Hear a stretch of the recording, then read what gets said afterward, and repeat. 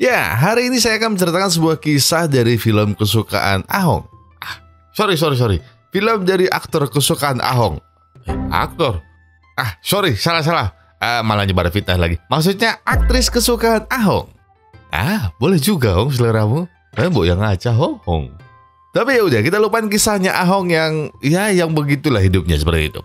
Karena untuk film hari ini gak akan ada yang ngenes. Sebaliknya, saya akan mengisahkan lika-liku hubungan antara si mas-mas Jepang dan mbak-mbak kawaii tadi. Lalu, apakah mas-mas Jepang tadi beneran pria biasa aja? Nah, penasaran? Kayaknya sih enggak sih. Saya udah banyak nonton film kayak gini. Tapi ya udahlah, jadi gini ceritanya.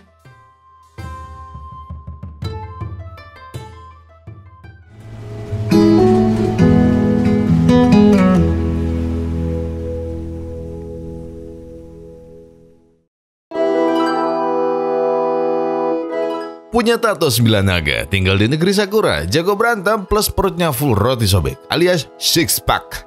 Nah, udah tahu kan ciri-ciri siapa? Bukan dong, Ibrai. Ya, pokoknya 4 hal tadi jelas adalah ciri-ciri Yakuza atau mafia khusus yang ada di Jepang buat kalian yang belum tahu. Contohnya kayak mas-mas satu ini. Bukan, masa iya pakai tatonya yang cebol-cebol? Satunya lagi. Isaku-san.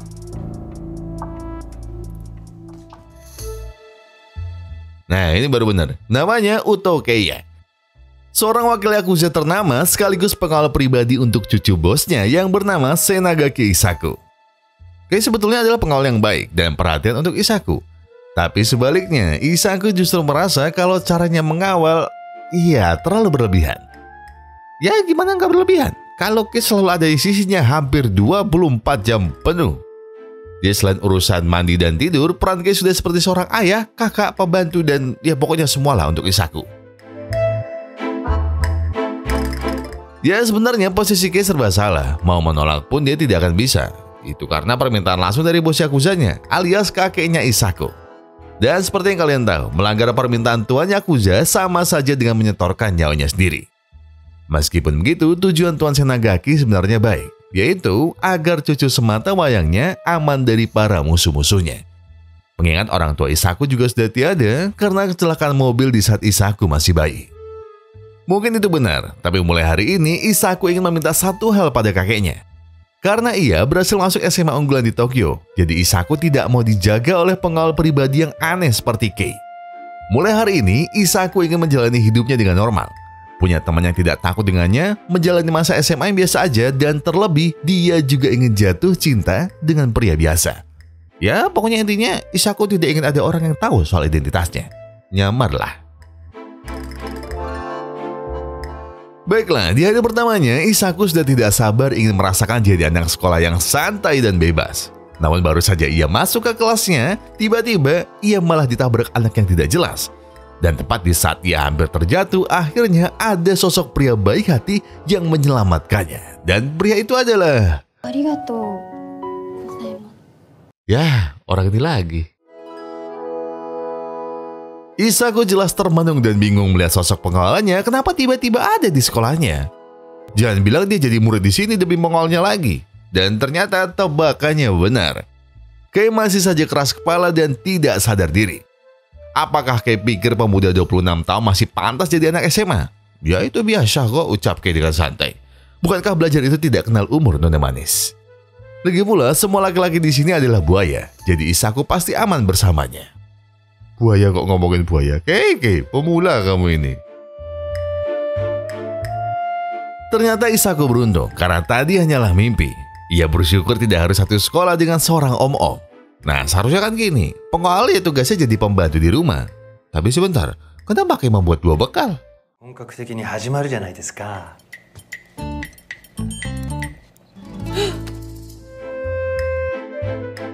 Iya, ini benar-benar mimpi buruk. Kenapa pria menjengkelkan ini selalu ada di hidupnya?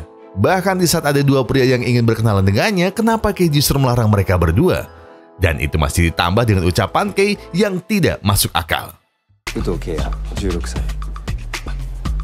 Tokugi wa Gomon desu. Ya Allah, Mas. Masa iya ada muka 16 tahun kayak kamu, Mas? Kalau kamu 16 tahun, saya berapa, Mas? Mas, mau mikir?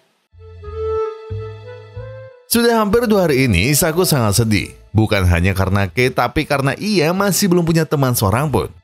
Dan rasanya berbanding terbalik dengan Kei yang langsung punya banyak fans wanita. Ya kalau ganteng sih biasa aja, tapi kenapa Kei bisa semudah itu mendapat teman?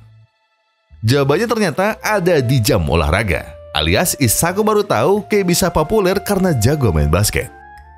Mungkin dengan belajar olahraga juga Isaku akan mendapat banyak teman seperti Kei. Namun dulu ada 1 jam ia bermain voli, Isaku justru tak bisa mengoper bola dengan baik. Sepulang sekolah, niat Isaku hanya ingin berlatih dengan pembantunya agar dia jago bermain voli. Namun gara-gara belum terbiasa, Isaku justru terjatuh. Hingga tiba-tiba...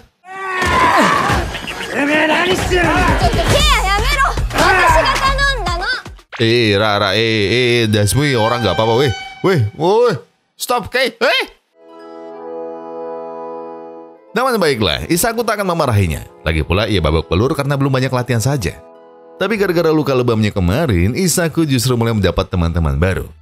Mereka kagum melihat Isaku mau belajar sendiri demi kemenangan tim mereka. Maka di saat mereka bertanding, hasil latihan Isaku mulai terlihat. Hingga dari sinilah Isaku jadi lebih akrab dengan teman-teman barunya. Namun dikala timnya akan menang, entah kenapa tangannya terasa sangat sakit. Tapi untungnya Isaku masih bisa menyelamatkan timnya.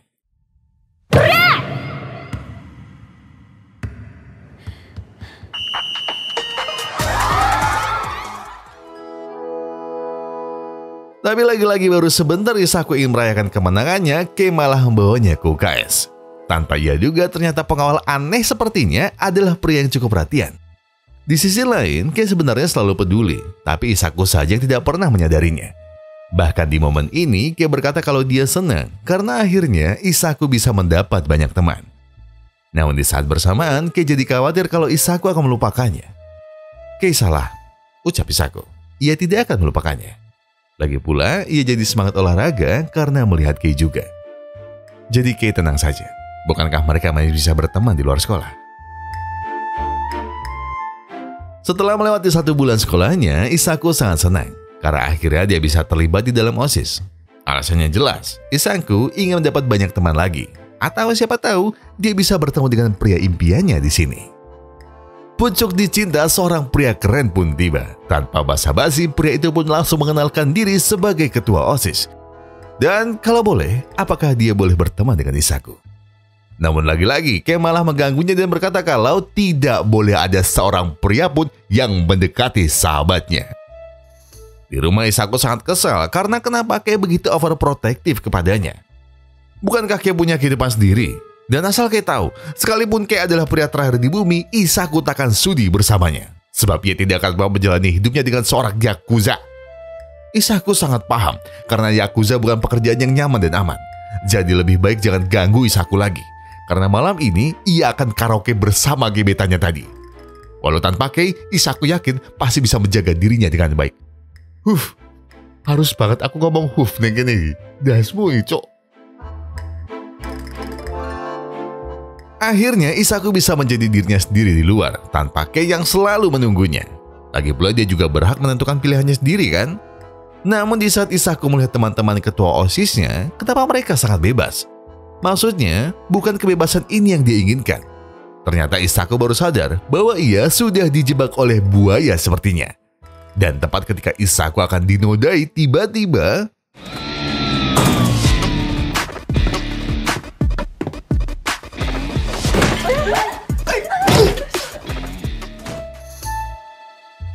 Nasib Isaku masih selamat karena pengawalnya datang tepat waktu.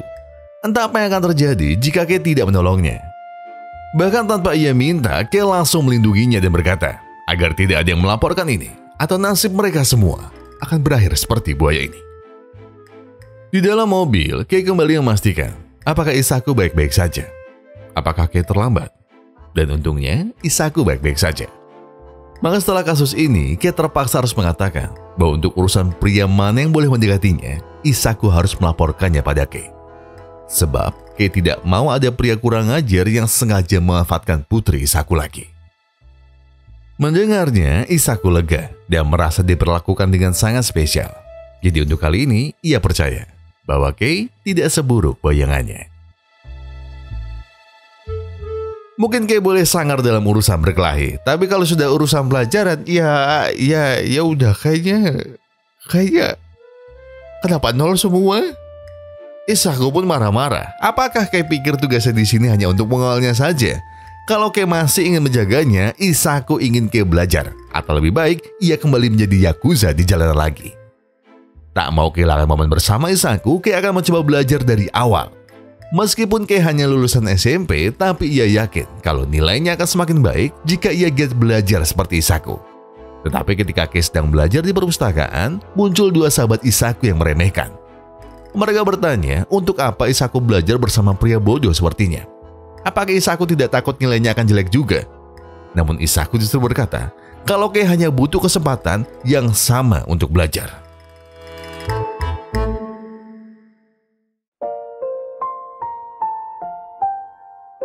Walau sempat diremehkan, Kei ternyata tidak mudah menyerah.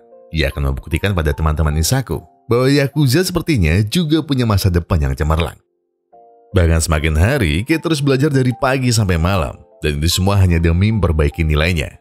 Dan tepat ketika hasil ujian dibagikan, nilai Kei pun perlahan mulai membaik. Ia tak lagi tertinggal. Bahkan untuk ukuran mafia, Isaku tak pernah membayangkan bahwa perkembangan Kei akan secepat ini. Oh iya, karena nilai Kei sudah baik, apakah Kei boleh minta sesuatu pada Isaku? Boleh jawabnya. Mau minta apa? Isaku-san to kisu ga shitai desu. Pukul, Mbak, pukul, apa saya yang wakilin, Mbak, pukul. Ya, baiklah, itu tadi hanya bercanda. Dan kalau boleh, Kei sebenarnya ingin mengajaknya ke tempat favorit Isaku dari kecil. Iya, Kei masih ingat dengan semua hal yang Isaku suka, termasuk kebun binatang. Sambil menemaninya berkeliling, Kei berkata kalau ia rela melakukan apapun asalkan Isaku selalu bahagia. Kei merasa kasihan. Karena dari kecil, Isaku sudah sendiri, sejak kematian orang tuanya. Jadi apakah Isaku bahagia hari ini? Tak mau terlihat salah tingkah, Isaku hanya bisa tersenyum, selalu bersyukur dalam hatinya. Karena masih ada Kei yang selalu ada untuknya. Meskipun Kei selalu ada untuk Isaku, namun Isaku juga perlu sadar bahwa Kei tetaplah seorang Yakuza yang berbahaya. Persis seperti hari ini, ketika Kei tiba-tiba dipanggil oleh Tuan Senagaki. Karena ada klien mereka yang tidak puas dengan cara kerja Kei yang belakangan sering menghilang. Dengan jujur di sana, Kei minta maaf karena belakangan dia harus menjaga putri Isaku. Dan tak kenapa di saat bersamaan tiba-tiba Isaku masuk. Dan ikut meminta maaf kalau karena dirinya, Kei jadi harus sering menunda tugasnya. Tapi itu tidak apa ucap sahabat kakeknya. Karena ia ingin mengenalkan cucunya yang seumuran dengan Isaku. Namanya Mikio. Dan katanya ada sesuatu yang ingin dia katakan. So, nggak ada yang bener laki-laki tempat ini? Belum lama Isaku ingin bebas dari Mikio, tiba-tiba Mikio malah bertindak kurang ajar, seakan Isaku adalah wanita murahan. Tak lama berselang, untungnya Kei segera datang untuk melindunginya. Bahkan sekalipun Mikio mengancamnya, itu bukan masalah untuk Kei. Sebaliknya, Kei gantian mengingatkannya. Jika Mikio masih ingin selamat, lebih baik Mikio menjauh dan tidak usah mendekati Isaku lagi. Namun keesokan harinya, ternyata berandalan kurang ajar itu malah masuk ke sekolah Isaku. Sebenarnya Mikio hanya ingin diakui dan membuktikan pada Kei kalau dirinya juga berhak mendekati Isaku. Dan kalau mereka tidak ingin ia membongkar identitas mereka berdua, Mikio ingin agar Isaku mau menjadi temannya. Bukankah Kei hanyalah seorang Yakuza yang tidak pantas bersama Isaku? Mulai hari ini, sebaiknya Isaku membiasakan dirinya tanpa Kei, sebab Mikio akan berusaha mendapatkannya. Andai Isaku tahu kalau kehidupan anak SMA akan serumit ini, ia pasti tidak akan mau menjalaninya. Apalagi jika ia harus menghadapi Mikio. Namun tidak disangka, hari itu dua sahabatnya datang di waktu yang tepat, sebab Isaku sangat senang. Ketika tiba-tiba mereka mengajaknya untuk nongkrong. Di kafe itu mereka sangat senang melihat Isaku yang bisa tersenyum selebar ini. Karena menurut mereka, Isaku jarang tersenyum bila ada di dekat Kei. Namun jika harus memilih, mereka lebih setuju jika Isaku bersama Kei daripada bersama pria sombong seperti Mikio. Tapi sebenarnya, apakah Isaku menyukai Kei? Sambil menunduk, Isaku mengiyakannya. Tetapi Isaku sebenarnya bingung dengan perasaannya. Dia takut bila ia hanya jatuh cinta sendirian. Lagi pula, Isaku pernah melihat Kei sedang berduaan bersama wanita lain. Itu mudah jawab mereka. Isaku tak perlu minder, karena mereka yakin Isaku jauh lebih baik dari wanita itu.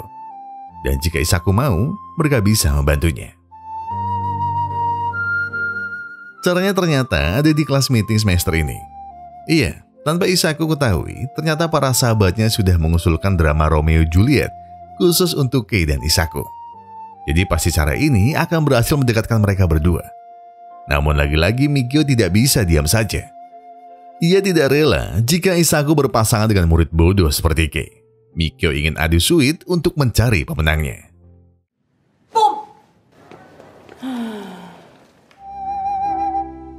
Mereka berdua pun meminta maaf karena mereka tidak tahu kalau Mikio akan mengacaukan rencana ini.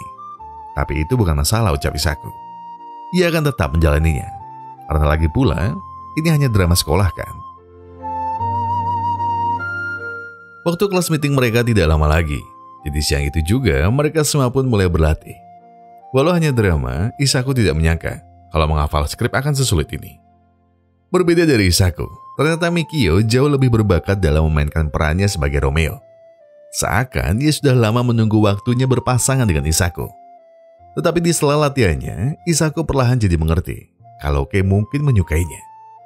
Karena lagi-lagi ia menghalangi drama ini dan seolah tidak rela jika Mikio merebut peran Romeo darinya.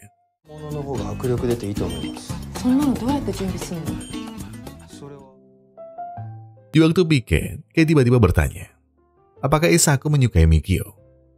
Sambil menggenggam tangan Isaku, Kei mohon agar Isaku memikirkan lagi pilihannya. Sebab masih ada pria lain yang lebih baik dari pria nakal seperti Mikio. Dan jika Isaku ingin tahu pria yang lebih baik itu ada di hadapannya sekarang. Iya, asal Isaku tahu, Kei sebenarnya telah lama menyukainya. Namun selama ini ia tidak punya kesempatan membuktikannya. Dan mungkin inilah waktunya. Jadi apakah Isaku juga menyukainya? Tanya Kei dengan serius. Sebelum menjawabnya, Isaku ingin memastikan apakah wanita itu adalah pacarnya. Kei pun hanya tersenyum. Karena ternyata Isaku diam-diam memperhatikannya. Isaku tak perlu cemburu, karena wanita itu adalah mantannya. Jadi apakah Isaku percaya padanya? Walau tanpa sepatah kata pun, namun Kei paham bahwa dalam dekapan ini, hati Isaku telah seia dan sekata dengannya. Saat ini Isaku yakin bahwa Kei adalah pria terbaik yang akan menjaganya dari siapapun. Termasuk dari Mikio yang selalu saja menggodanya. Bahkan dengan tegas Kei kembali mengingatkan agar Mikio tidak usah mengganggu Isaku lagi. Ia tidak main-main. Sebab jika ia berani macam-macam dengan Isaku, Mikio akan menanggung akibatnya.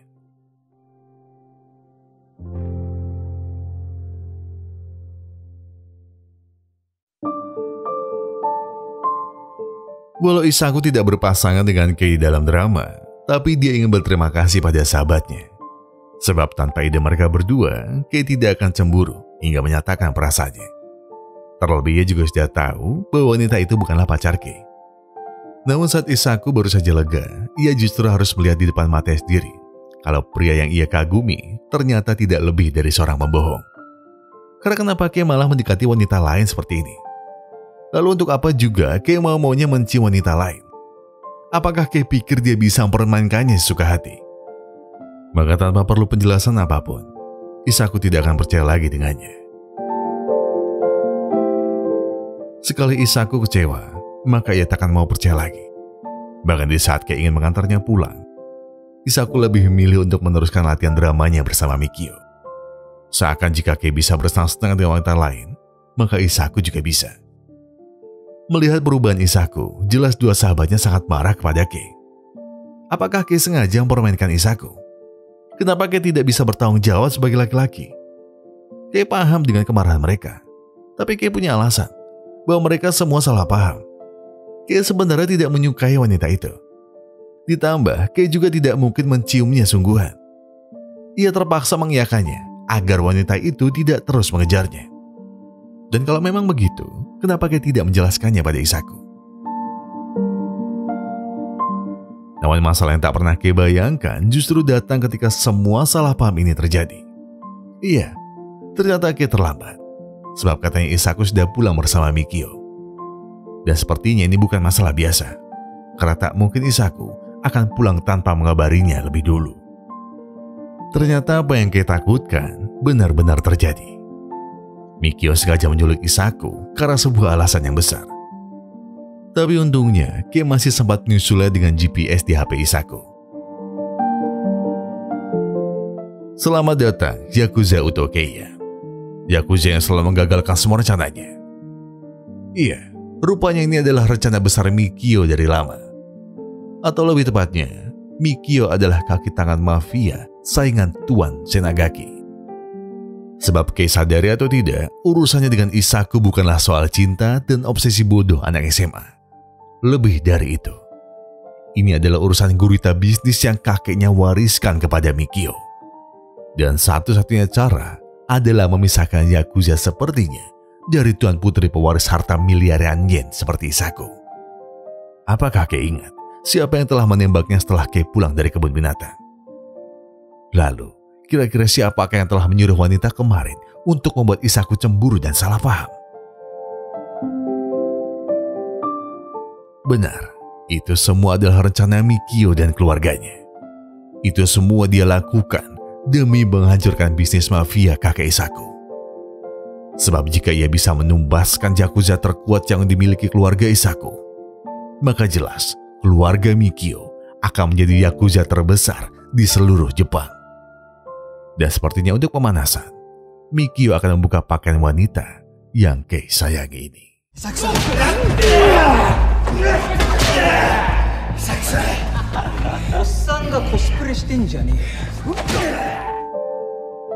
Mikio hanya bisa tertawa melihat Yakuza seperti Kei benar-benar tidak berdaya. Mana bukti gelar Yakuza terkuat yang Kei miliki? Apakah ia tega melihat putri Isaku harus tersiksa seperti ini? Ataukah Isaku juga tidak bisa apa-apa seperti pengawal bodohnya ini? Tapi sementara Mikio terus meremehkan Isaku, maka saat itulah Isaku akan menunjukkan siapa dirinya yang sebenarnya.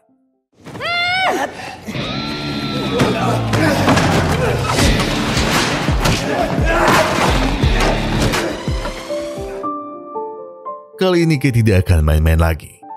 Ia sudah muak dengan semua permainan mafia kotor seperti Mikio dan keluarganya. Hari ini akan jadi hari terakhir mereka di muka bumi. Kei pastikan bukan hanya anak buah Mikio yang akan habis, tapi seluruh keluarga Mikio akan musnah malam ini juga. Namun Isaku menahannya. Sebab jika polisi sampai menemukan korban berjatuhan, maka mereka berdua tak akan bisa melanjutkan sekolahnya lagi. Dan bukankah Kei ingin berubah demi Isaku? Dan baiklah, malam ini Mikio beruntung karena Isaku masih memberinya ampun. Tapi sebelum Kei meringkusnya, sebaiknya Mikio merasakan yang satu ini dulu.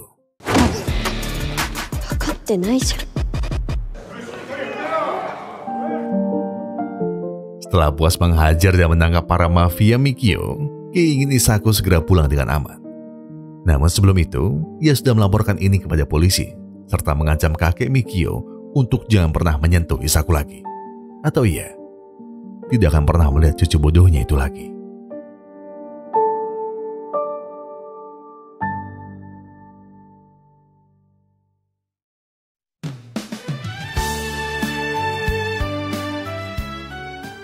Mungkin benar kalau Kei adalah seorang Yakuza. Tapi setelah masalahnya selesai, maka Kei juga ingin menjadi pria biasa untuk Isaku. Seorang pria yang tak akan membuat Isaku takut dan was-was lagi. Hingga akhirnya hari ini, Kei berani mengambil keputusan terbesar dalam hidupnya. Yaitu mengambil peran Romeo untuk menggantikan Mikio. Mungkin sekilas terdengar biasa saja. Tapi untuk Kei, ini adalah bukti sekaligus tanda bahwa Kei serius ingin mendampingi Isaku dimanapun dan sampai kapanpun. Dan kebetulan di hari spesial ini, Isaku justru bertemu dengan mantan Kei sebelum pentas dimulai. Akhirnya setelah menyimpan pertanyaan ini seorang diri, Isaku pun lega usai mendengar sendiri bahwa mereka berdua memang hanya mantan dan tidak punya hubungan spesial apapun. Jadi sebelum Isaku tumbuh dewasa, Kei memang dekat dengannya. Tapi setelah Kei tahu cintanya hanya untuk Isaku, ia terpaksa mengakhiri hubungan di antara mereka berdua. Lalu setelah melihat Kei yang benar-benar menyayangi Isaku, wanita itu paham bahwa hati Kei hanyalah untuk Isaku seorang. Jadi Isaku tak perlu cemas lagi. Sebab sebaliknya ia akan mendukung Isaku dan Kei sampai ke pelaminan. Dan ia hanya berpesan, semoga Isaku bisa mencintai Kei tanpa melihat lagi Kei sebagai Yakuza atau bukan. Karena dengan begitulah, ia yakin mereka berdua akan menemukan kebahagiaan. Perasaan Isaku sebenarnya sudah benar-benar lega, sebab ia sudah bebas dari teror Mikio dan mantan Kei. Namun di saat ia sudah sedekat ini dengan Kei, entah mengapa Isaku malah semakin panik dan tidak bisa meredakan detak jantungnya yang tidak beraturan ini. Apa yang salah dengannya? Bukankah seharusnya Isaku tenang seperti biasanya? Apakah perasaannya benar-benar tertuju untuk Kei seorang?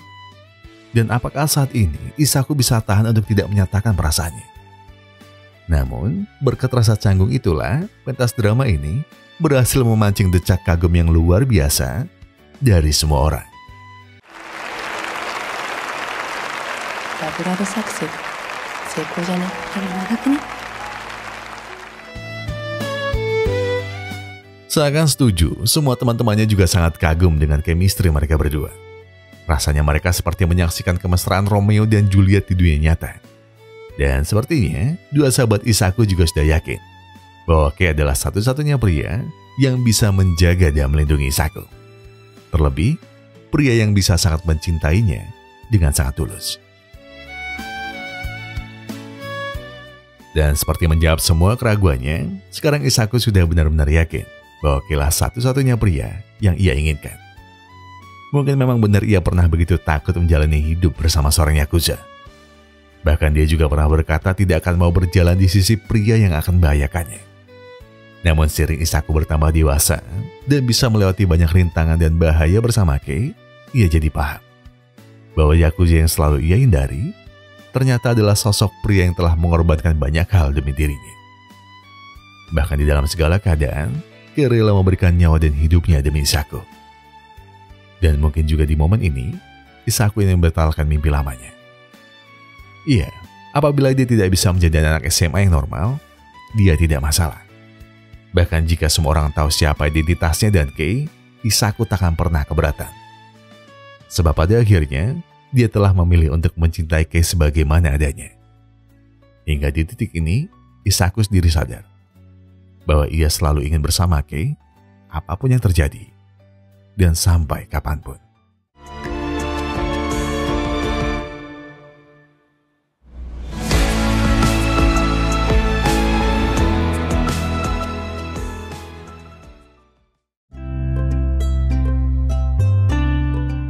Ya. Kalian harus tahu, nonton ini tuh kita itu nggak sengaja, terutama untuk Ahong ya. Jadi kalau kata Ahong nih ending yang tidak biasa dari film Jepang. Karena kebanyakan film yang dia tonton ataupun yang saya kasih, review dong di situ.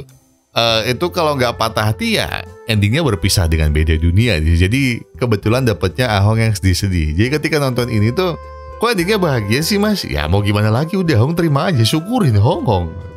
Tapi ya sebelum Ahong menonton film ini saya sebenarnya sudah nonton animenya. Tidak sengaja nonton di situ. Karena apa ini, klik, tonton. Ya ceritanya seperti itulah. Jadi ya kalau saya sih sudah lebih berpengalaman menonton seperti ini kali ya.